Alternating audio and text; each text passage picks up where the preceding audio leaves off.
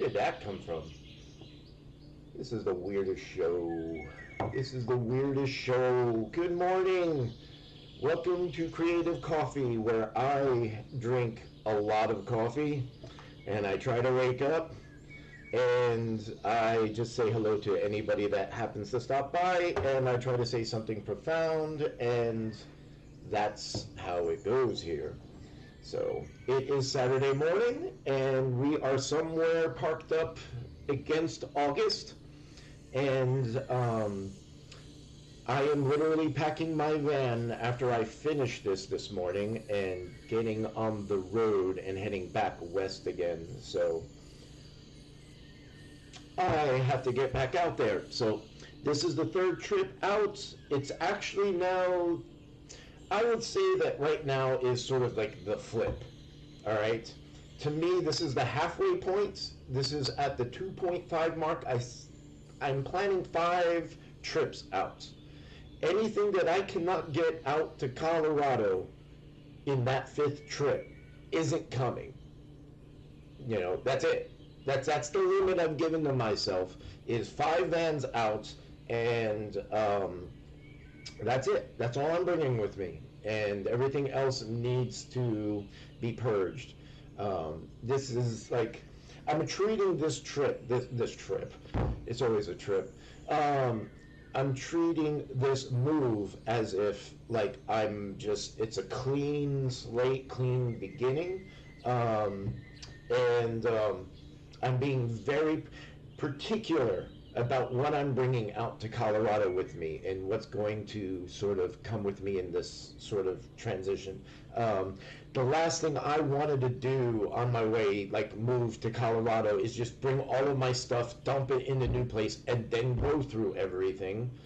And then I got to figure out how to get rid of stuff. And then usually you end up keeping everything. So like this is like a big sort of surgical cut in my life, where anything that doesn't make it in 5 van trips out isn't coming. So all of my heavy stuff went out on the last trip. All of like the really, really important stuff went out on the first trip. On this 3rd trip out, I'm taking all of my artwork. So everything that's left of my studio, all of my paintings. The problem is the big paintings.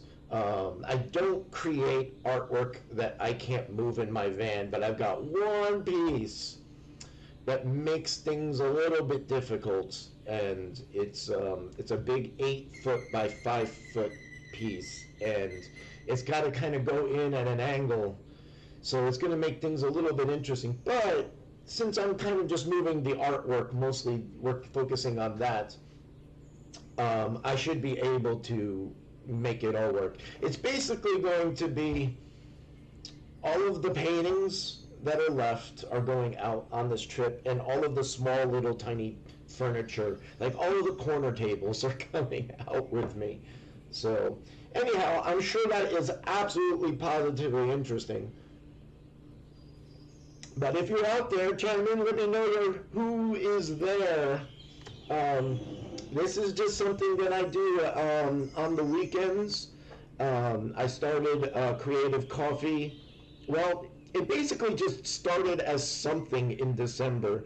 I think Creative Coffee name ultimately came in January. And so I've been trying to do this every weekend, and it's sort of a practice. You know, as an artist, like, it's a practice. We practice a lot of things. We practice to get better at things. You know, we're constantly trying to evolve as you know, as an artist, and also as an artist as a communicator, and being able to, you know, through our artwork, we are telling a story, we are talking, we are processing, we are doing something, and there is an audience on the other side of that canvas, whether we want to admit it or not, and in that audience is basically, we're trying to communicate without words to an audience and as vague as possible. You know, it doesn't necessarily need to be like a Shakespearean play, but it's basically being an artist is a form of communication. And like for me with my artwork, I am mostly trying to understand things, you know, and I'm trying to understand difficult things that I can't process with words in, you know, like the Big Bang and relativity and quantum mechanics and, you know, spiritual things like Buddhism and Christianity and, you know, all of the different faiths and, you know, all of the different sort of forms of creativity that exist. You know, but then also trying to process war and politics and, you know, just this state of being, you know, mostly the pain. You know, that's why it's called painting. The ting is the processing of the pain. So, you know, so basically, I'm painting my experiences. And I'm painting the experiences that I have that exist beyond the ability to communicate in words. And the hope is that there will be people that see the paintings that are experiencing the same thing, and then through the painting, we can talk about that thing. So each painting has a specific story that follows a certain thing that is trying to be understood. So, and that's basically everything that I do. I mean, everything I do is just me trying to understand why am I on this big ball of fire, going around this other big ball of fire, with other big balls of fire going around a big hole in the fabric of space and time. And then I can just go upwards from there all the way up to the different clusters and great attractor, and I am just showing off at this point, so I'll shut up. So, but like I said, and the birds keep coming in and out. The birds and the sounds that you hear in the background are completely 100%. Well, they're not fake. They're just, it's a recording. So I like to have at least something in the background, and I learned that just having animal sounds is a lot better. It's not as distracting, and it doesn't really trigger copyright bots that will tag you if you use somebody's music. And so I need to just make my own music. Actually, what I need to do is make agreements with people that do make music that allows me to play them on this, I don't know, is this a show? It's a show, it's a stream, it's a therapy session. But that's how it is. So, and like I said, the reason why I started this is it's a practice. Being an artist, we have an artistic practice. First and foremost, it's, and by practice, I mean, oh no, go sit down there and practice your alphabets, you know, which I had to do in college. The part of the practice, it's like, think in terms of a professional practice, all right? It's a law practice. It's a medical practice. It's a place where you are sharpening your skills on a constant basis. You're learning, you're developing, you're improving, you're creating, you're exploring, you're discovering, you know, you're inventing, you know, this space where you're doing all of these things, and in the process you try to sell a little bit of artwork to be able to pay for yourself to keep doing that. And, you know, it's, you know, I don't know any artist that doesn't have about 20 projects that they want to do over the course of their life that like, oh, I want to do this, I want to do this, I want to do this, I want to do this.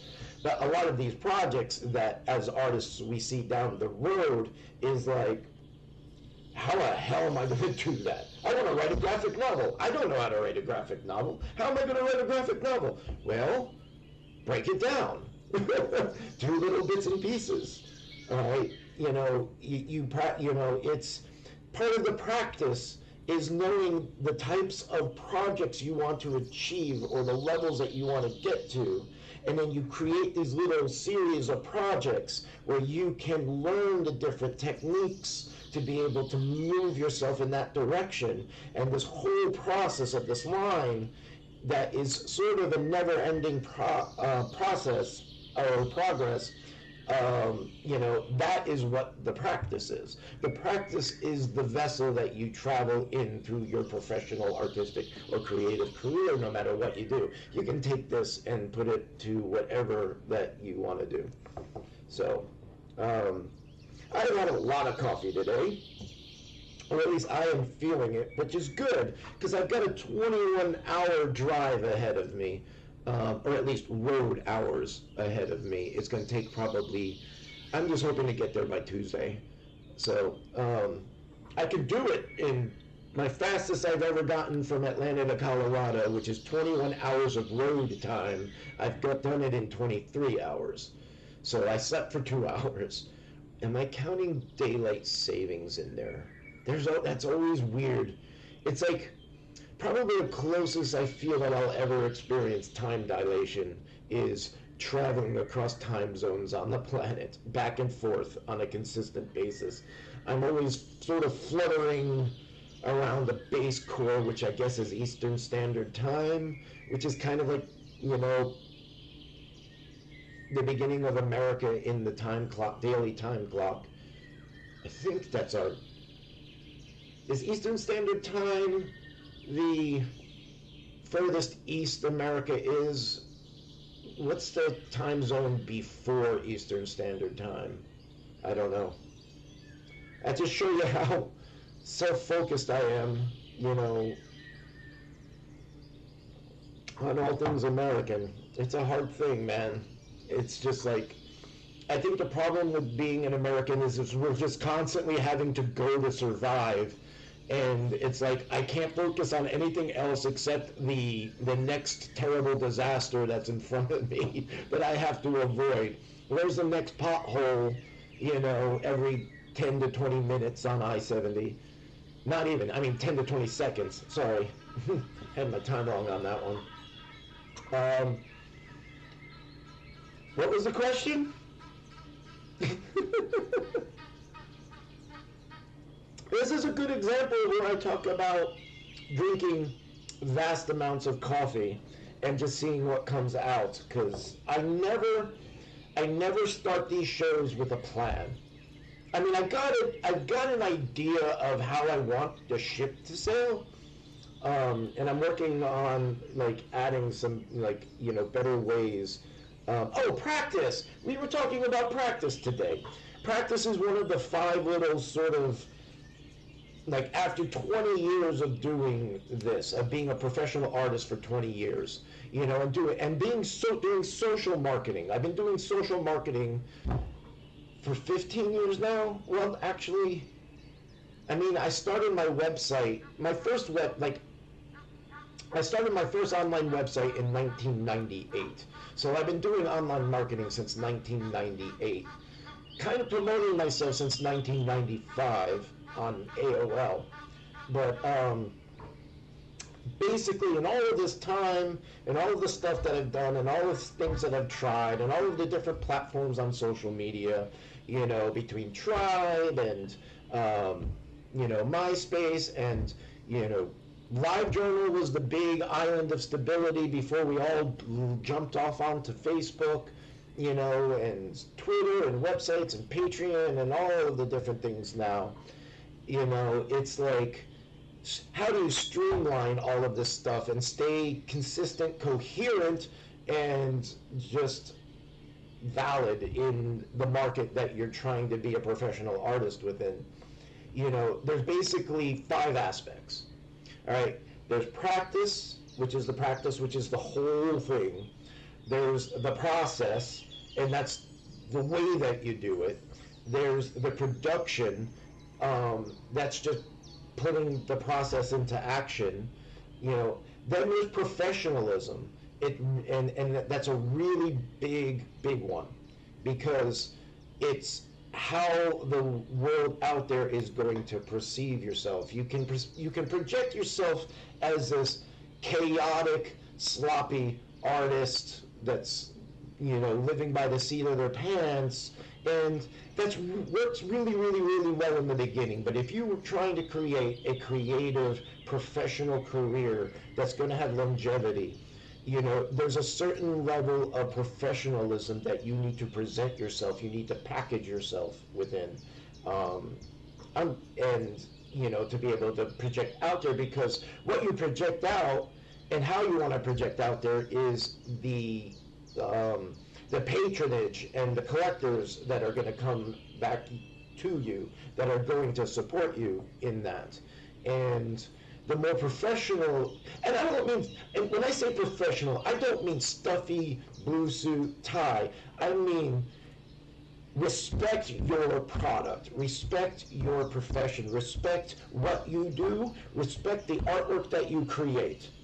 And like a parent with a child that is going to a school event, you want them to they want them to represent you very, very well. Your artwork and the way that you project out represents you as the artist, and it needs to be seamless, and it needs to be a feedback loop, and it needs to be a constant positive projection if you want to have longevity in your creative career.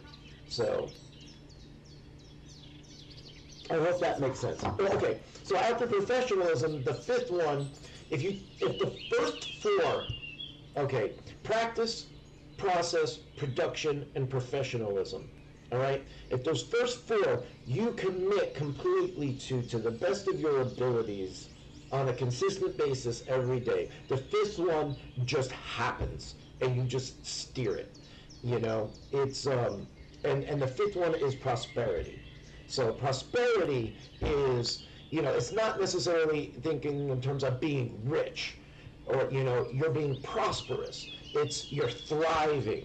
That's the keyword. You're thriving, and your very existence, your very everyday in your processes and in your practices and in the way that you do things and the way that you present yourself just naturally creates a sense of prosperity, which, like, a sense of income, a flow or currency that comes into your professional practice.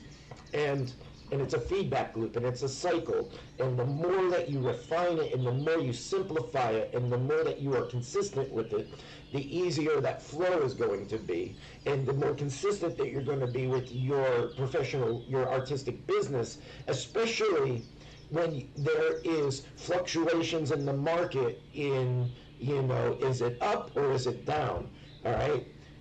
At this point, there's always something that is helping steer the economy and the market forward, and it's, if you have a very, very solid artistic machine business that you are using to be able to create what you do, you're going to be able to, with any sort of thing that the market gives you, you'll be able to fluctuate and be able to work with, whatever storm the economy experiences, except unless there's all out war and everybody dies. I mean, then it doesn't matter anyway. So if you're trying to be a professional artist, you must take it seriously. Be a professional. There's a thing that is about being a professional. And it took me 20 years to understand it. I mean, you can say you're a professional because you got the business cards, and you got this, and you got the office, and you got the address, and you got the clients, but, is it consistent? Are you just in a lucky little bubble moment where, no matter what you do, the money's going to be coming in? It's the really, really hard valleys that really refine your machine. And it's a machine. You are living, you are biological machines. When I say machine, I don't think like being cold, technical, robotic. It's, think steampunk. Think as an extension of yourself. Think about, like, your skeleton as a machine as you're running away from a bear. It's got this fluidity to it that works, and it works well, and it takes you out of danger. That's what I'm talking about, is like the superstructure of your artistic business, needs to be constantly cleaned, curated, like well maintained, like a vehicle, like your car, and I know this is all metaphor, but it's just, it makes, being able to visualize it, because like as artists and creatives, we're all mostly visual. It's to be able to create these visual images and metaphors that allow you to keep this information that you need to be able to make spot-on decisions, on the spur of the moment if you need to be able to adjust,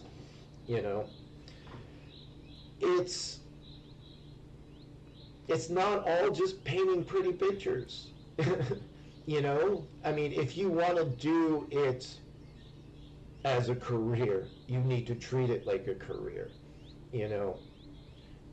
I mean, the naive beginnings of taking those steps from amateur artist to professional, the fake it till you make it sort of time period of growth spurts. I honestly had the naivety of, 2008, 2009, of starting my Facebook page, putting my artwork up on my website, and starting to sell the prints of it.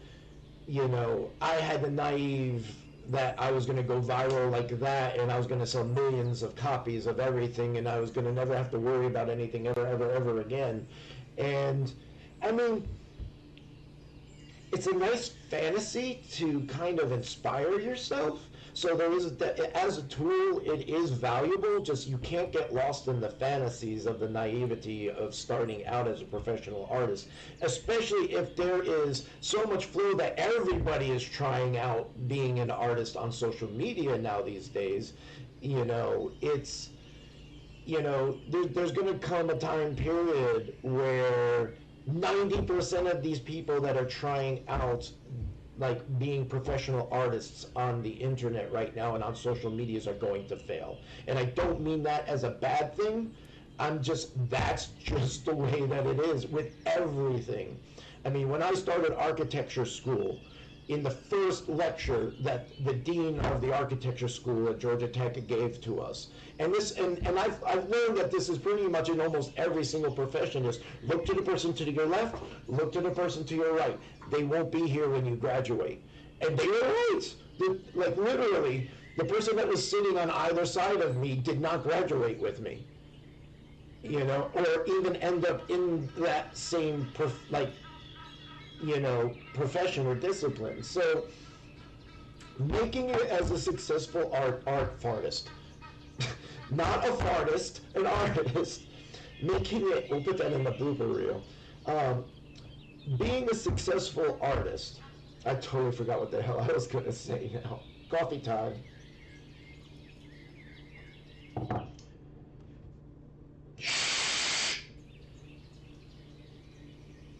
Being a successful artist is really fucking hard. I can't say it any other way, and unless the word F has lost all of its meaning or intensity. It's just, take whatever word you want in that F word location and put the most intense that will wake you up into that, hey, this is some serious stuff here. Making it as a professional artist is so damn hard. All right? For the majority of us, it is a constant, slow, burning grind that is going to take, no matter how good you are, a minimum of 10,000 hours to even start to feel comfortable in it and feel like you're even making any progress. So if you're in it for the money, you're probably in the wrong thing. Unless you're in some gimmick thing that's going to be a fad that's going to fade away in about a year or so. I mean, if you're a true slow grinding artist that is, you've got a mission as an artist in this life, and you know for beyond a shadow of a doubt that there is no other thing that you're going to be wanting to do. Money Money is important, but you need to make sure that you're doing it from the heart of your soul, because if you don't have that connection to your heart in this process, it's going to be excruciatingly painful over the course of the first decade that you are a professional artist. And that's 10 years. So I am starting my third decade as a professional artist, actually, and fourth as an architect. So it's a trial. It's a trial that you're going to go through. So any person coming out of art school right now, like, I don't hide it from them. I'm like, if you don't love the art that you are doing, and it's not an extension of yourself, and it's going to be a harder road, because that's the fuel that gets you through the deepest, darkest valleys, is that will and grind. What kind of energy do you have in reserve that when you're in pieces on the ground, shattered, where are the roots of your will and the strength of that will to start putting those pieces back together again and pick yourself up? And then being able to do that again and again and again and again. And it's like you're being grinded through the mill, but it's worth every single fall. I say this from the perspective in my life where I feel like there's not, like, I have a artistic practice bubble that is moving on its own, and it's took all of that grind over 15 years to get it moving on its own. And I still got to keep pushing it, but I feel like the artist that has come through all of the stops, all of the failures, all of the falls, all of the collapses, all of the going broke and not having any money to buy any food to live or pay for the bills, all of that grinding, I have found myself as an artist where I am comfortable with myself as an artist, where I put it this way, it's when you're learning how to, and I do this with painting because that's my thing. This is going to, again, if you're a guitarist, if you're a sculptor, whatever you are, this pertains to you as well. For me, it's the paintbrush or the pencil. And in the beginning, you are constantly consciously aware of your tool, of your brush, your pencil, or whatever it is. You finally get to the point where that brush disappears, the paint disappears, and it's like you have this solid connection, this analog connection between hand, surface, eye, mind, body, and that feedback loop, that connection, that electrical connection, that every time that your brush is touching the canvas, you're completing that circuit and the electricity is flowing. You get to the point where the tool disappears. You don't even think in terms of the tool anymore. It's like, you don't think in terms of, do I have the right brush? Am I holding the brush the right way? Am I using the brush correctly? Am I using the oils correctly? Am I doing this correctly? That all goes away. You think about what you see. You have the vision inside of your mind, and you just do it. And you're the medium, you're the outlet, you're the conduit, you're the receptacle, you're just that electrical flow. There's this vision here, and then I'm transferring it to here, and you don't even think about it anymore, you just do it. And when you get to that space, it's like, and it can take years to get to that moment, it's at that moment when you come to that realization, that's where you are like you're there. You are truly, truly there when the tool disappears and you have the vision and you just do it. And you don't think about it. And you don't have the fear, especially the fear. You have no fear of the canvas. When the fear of the canvas disappears, that's another good marking point.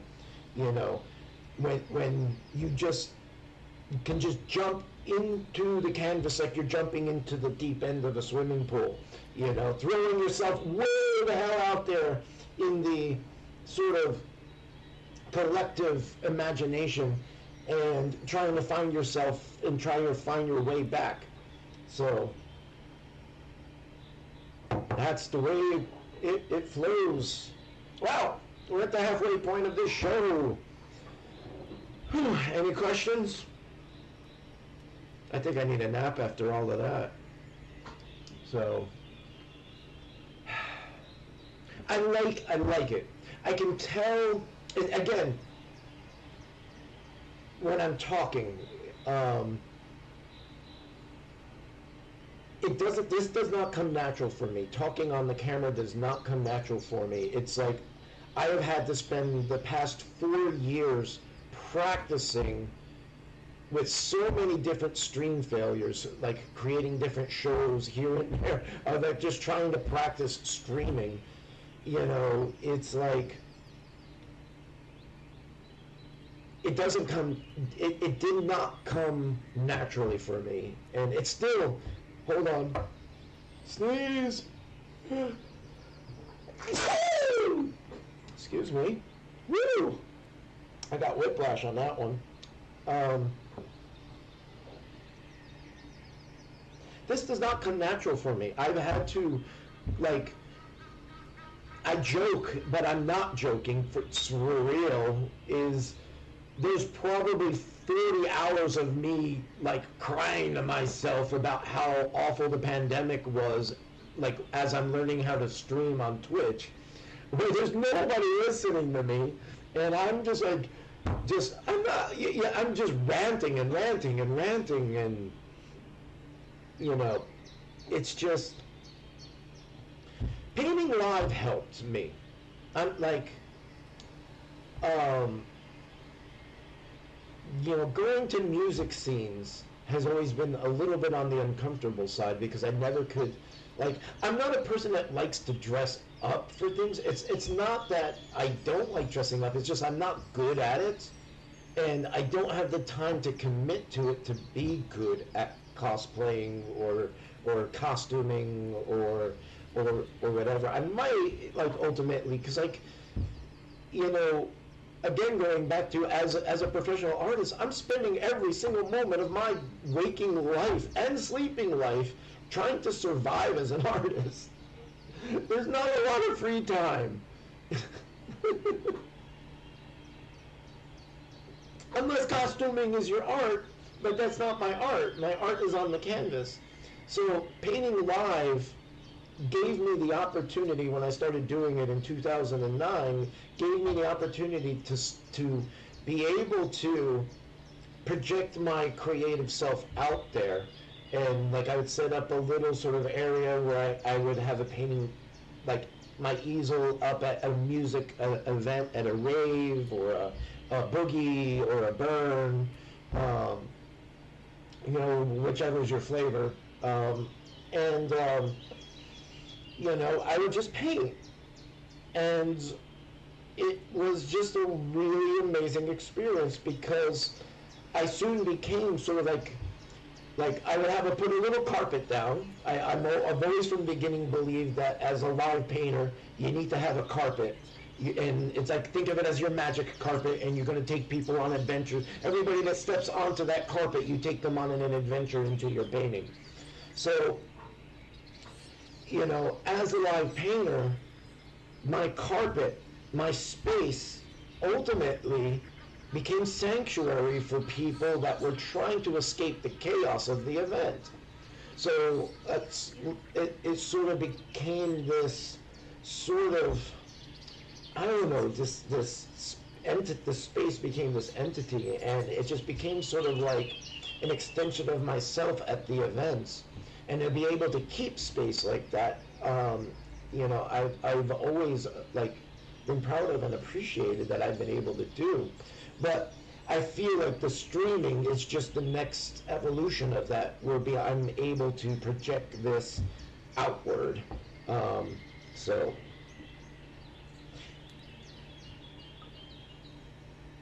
I hope the microphone's okay today.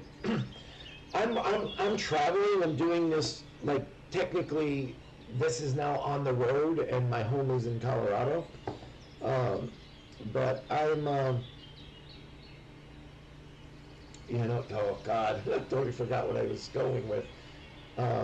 That's the interesting thing that I'm having to learn how to do with the streaming thing. Is, like I said, I don't script I don't. I mean, it's obvious I don't script this. Because that's not me. I'm not a scripting type of person. When I feel like I'm reading off of a script, I feel like I'm not me. I'm being a AI version of myself, a programmed or moderated version of myself. And being able to talk fluently, consistently, and being able to maintain like a flow of conversation like this it takes practice, and sometimes I get lost, and I'm learning how to create little tricks for myself where I get lost in a conversation of like what I'm talking about. I don't let it become a hiccup. I just go with it and I go wherever. And it's kind of like being in a creative flow.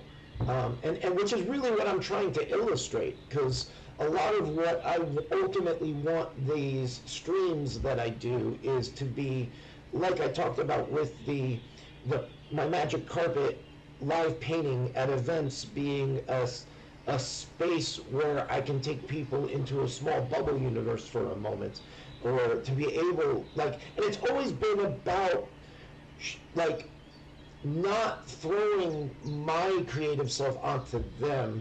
I've always wanted to be a projection of inspiring somebody else to do what I do, but in their own way, and to take from it, not to be just something that they spectate towards. It's something that, like, hey, they touch it and they zoom off and do their thing with it, as a form of inspiration. So again, back to the beginning of what I was talking about with practice, everything that I do is a practice. I am practicing. This is me practicing this, and it's slowly evolving, and I'm getting better at it. And with these practices that I'm forcing myself to do sometimes, because sometimes on a Saturday morning or a Sunday morning, I'm trying to hit at least one of these every single weekend. Yeah, that's just the microphone that I've got right now. I don't have a really good microphone, and there's nothing I can do about it until I get home to my better mic. I need to find a better microphone for when I'm traveling. Nothing I can do about that. But everything that I do is a practice. I'm practicing towards something else. And the artwork that I produce is just products of that practice. Like, this painting was me practicing this. This painting was me practicing this. This game, Arcane Arena, was me practicing this. The graphic novel is me practicing this. Someday I hope to be able to say this animated movie that I am doing is practice for this. So typically what I try to do, I know this microphone is really shitty. I try to make it work to the best of as that I can. I'm at least recording this, and I'm at least being able to throw it through some cleanup filters where it's cleaning it up a little bit. So, the show goes. you keep going with it no matter what. Because again, practice back around. It's a feedback loop. We're coming back to the practice part of this. Is the important thing is the microphone sucks today, but I feel like I'm I don't want to say I'm on fire. I don't feel like I'm on fire, but I feel like I'm connected to a creative, communicative flow of talking about things. Sometimes I start these things and I don't know what to talk about and I get stuck. And, I've had to get out of my mind. It's okay if nobody's watching this right now. I'm recording it. That's the audience. The audience is who watches the video. And that took some practice getting into that mentality that I don't need to worry, or if I'm recording it, don't worry if I lose the signal. Like a few weeks ago, I was having issues with this where I kept losing the signal, so I kept getting frustrated and I kept starting again. And then finally the next day, I just went in with the expectation that, okay, you know what? I'm just going to keep losing signal because, I'm still doing this, but I'm using my phone as a way of streaming, which is not ideal because the signal's going to flutter. But I went in with the intention of, okay, you know what? It's all about the recording. If I lose the signal, just keep going.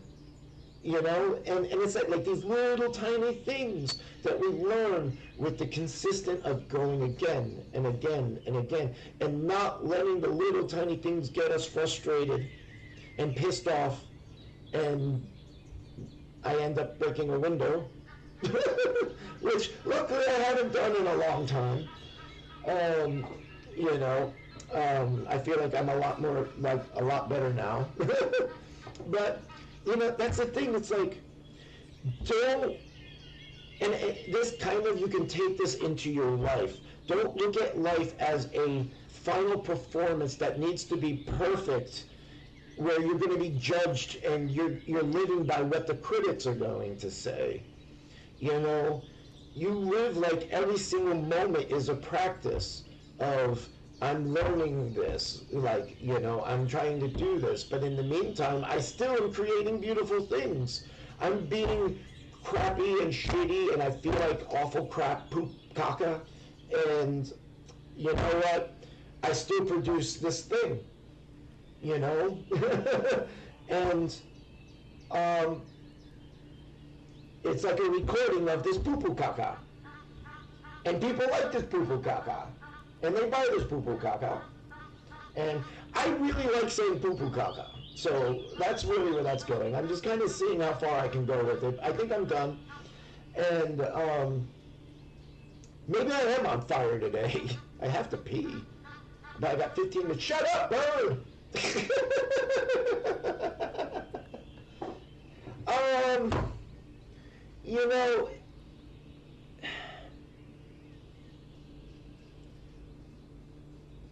What I've learned with a lot of critics is ultimately in time, they get the courage to jump in the arena and then they grow from there.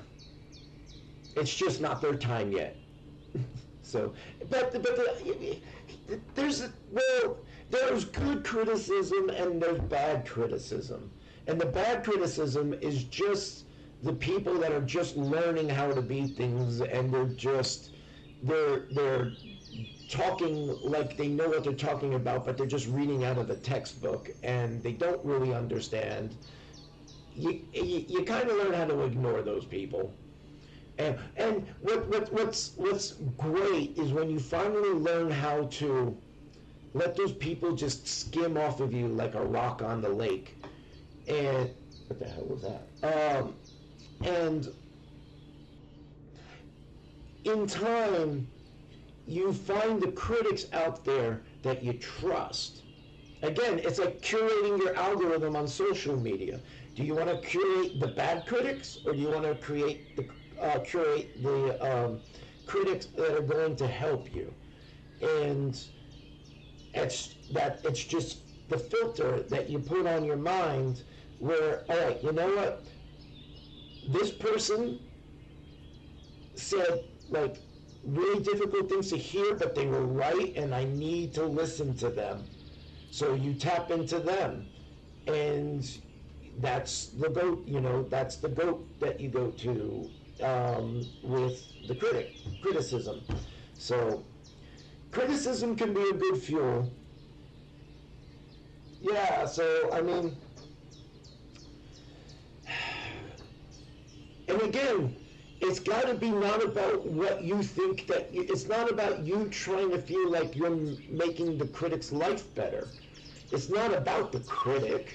It's about you. How do you feel about what you just did?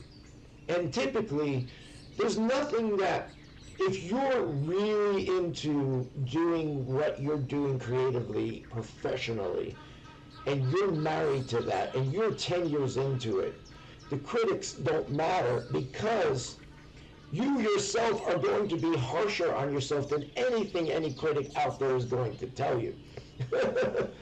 So, I am my own worst critic. So there's nothing that anybody that can say to me that I haven't already butchered myself over. Why? If there's something that bothers you with it, and I don't mean like it makes you want to throw up. I mean, if there's something that stimulates a debate or a discussion, there's nothing wrong with that. I am not the best artist. I mean, there are hundreds of artists out there that I can point to that I feel are way better than I am in technique and abilities. I just decided really, really early on in my painting career that I'm just going to be raw, because it's not about the technique of what I am creating. So I don't listen to necessarily the criticism along that. Like, for me, it's about, can I capture this thing that I'm having inside of my head to the best of my abilities? And sometimes my rawness in my painting style and technique is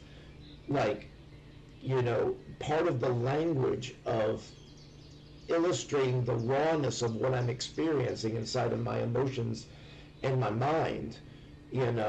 I mean, I'll be honest with you.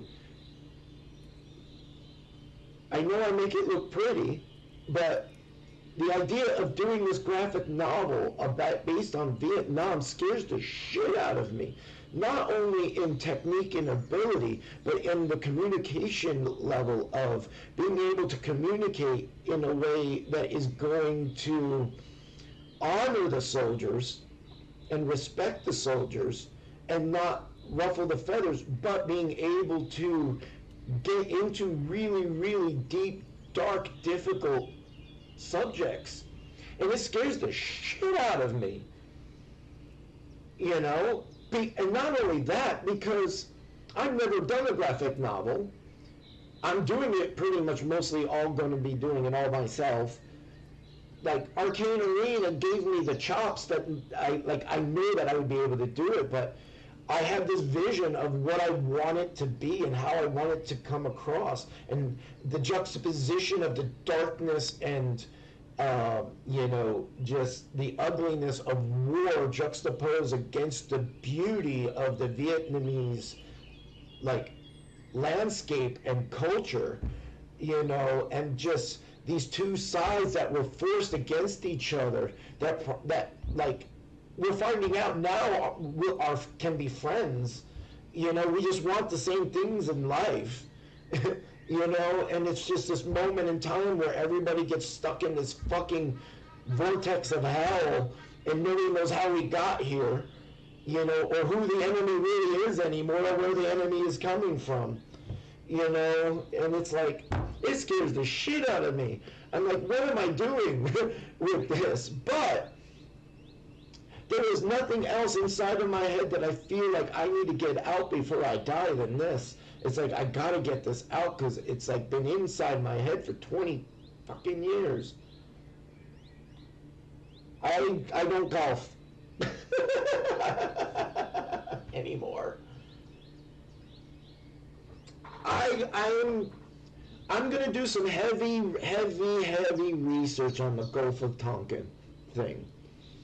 You know, I don't want to, like, and that's the thing is, I want to, like, one of the little threads that I want to portray in the background of all of this is, like, there's one of the characters in the platoon that I am creating in this graphic novel is going to be a projection of myself. Sort of me projecting myself into there. So I'm going to have that character is going to be from the Gen X perspective. And it's going to be me talking and having a conversation with my godfather and uncle who is in the war. And, you know, part of it is that character is going to be the one that's going to portray some of the post-perspective views that we have now 40 years after the fact, you know, and, you know, portraying, like, one thing that is never, ever going to not be in a human community is somebody that doesn't believe in conspiracy theories. So this character is going to be the conspiracy theorist in the platoon, and he's the one that's going to cast doubt on about the things like the Gulf of Tonkin, you know, and they're going to be the one, you know, that's going to get beaten up for certain things that they're going to say out of ignorance. So, man, I really hope I can fucking do it, because, like, the dialogue that I have for this in my mind, and the scenes, and just the visuals that I've got up here of this story that just keeps playing over, and it's like this fog inside of my head right now, where I see the whole story. The whole story is laid out. It's outlined. It's the superstructure of it is there. The skeleton of it is there. But I only see little tiny Polaroid shots that are foggy, that are coming into view in these storylines, and they're slowly coming into focus. And now that I'm starting to practice more, this is my practice journal. This is the journal that I'm doing. These are the only things that I'm going to be illustrating or showing in social media of what I'm working on. So, you know, not like, and most of this is just studies that I'm doing that aren't really, there might be maybe 10% of this that ultimately makes it into the graphic novel.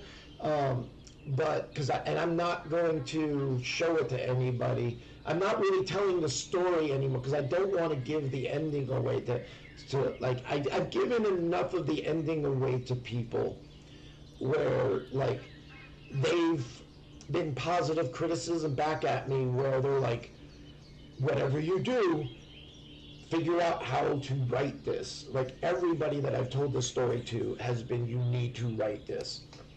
So, but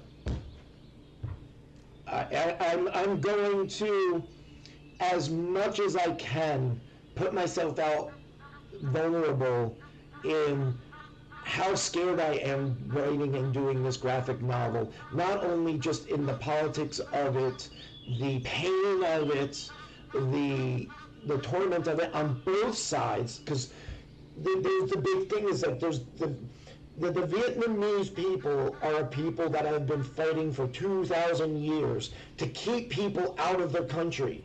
Mostly it's been China, but it's just, Japan's been in there, France has been in there, we've been in there, China's been in there, other people have been in there, the Khmer Empire has been in there.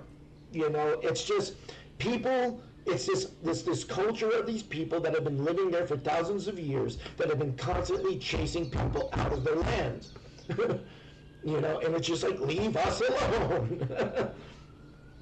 You know, take your shit elsewhere. You know? And here's the thing that, like, I have to remind myself, this is priority number one of this graphic novel that I am doing.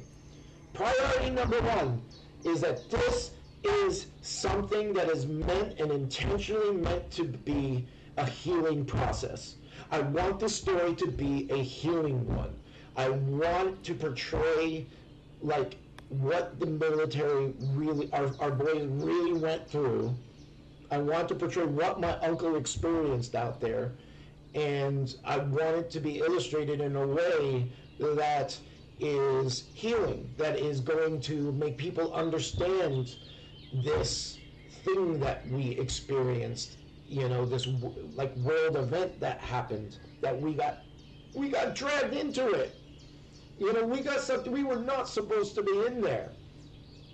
France left, and we got sucked into the vacuum, and we weren't supposed to do that, and it was, and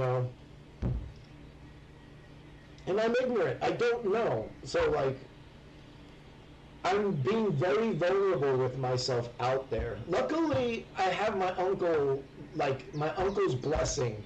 I just went down to Florida and had a long discussion with him about this and what I'm trying to do with this. And I wanted to make sure I got his blessing and his approval. And I told him the intentions of what I'm trying to do with this. And he's going to be, like, I will ultimately put because this is his story. This is, like, his journal that I am doing. So he's going to be the author. Like, it's me and my uncle, who is also my godfather, and he's, like, I have this connection with him that, he's going to, I'm going to be running every single thing on this by him, through him, and getting his blessing on it, because I'm trying to understand. I was born, I think I was either born or I was at least gestating while he was over there. I might have been born, like, right as he was coming back. I gotta find out that, but, like, this is kind of like the time period, like my generation, our generation was born, and I'm trying to understand about like this time period that I came into this world, and what my uncle experienced, and just trying to, like, take the lessons from it. Yeah, 71. I think he was there in 69 into 70, I believe. And I think, yeah, so.